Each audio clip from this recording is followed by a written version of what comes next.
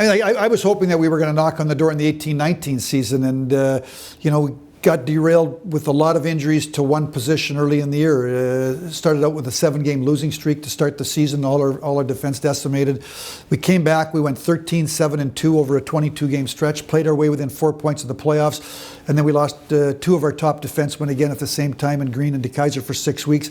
And I think we won 2 games of the next 15. So, that tells me that we're and even with all those people out, I think we lead the league, or we're one of the league leaders in terms of playing in 1-goal games. So we're in the game, but we've got to find ways to win more games. So, to your point, the young players that I'm talking about, they need the experience of being in March, where we're playing big games and we're trying to qualify for the playoffs, and then you eventually qualify for the playoffs, and you're in a playoff series. Those are valuable games in the development of these young players. So, as we head into the summertime, I'm hoping that we can make some moves, and whether it's through free agents or through trades or the evolution of some of the young players in our system, that as we go to training camp in September of 2019, that we can be in the hunt for a playoff spot in 1920 if everything goes right. And this year everything didn't go right.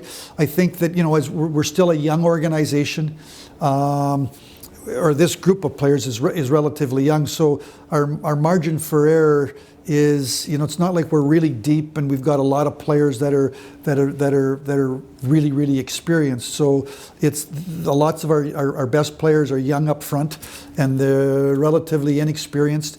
And so when we do have key injuries, it really affects our ability to win and lose. So, hopefully we can have a little better luck in 1920. And if, again, some of those players that are in Detroit, we've talked about, take a little bit of a step, and some of the other players behind them can push their way onto the team at training camp or push their way onto our team halfway through the season, I think that there's a chance that in the 1920 season we can compete for a playoff spot. Certainly that would be my hope as we head into the off season.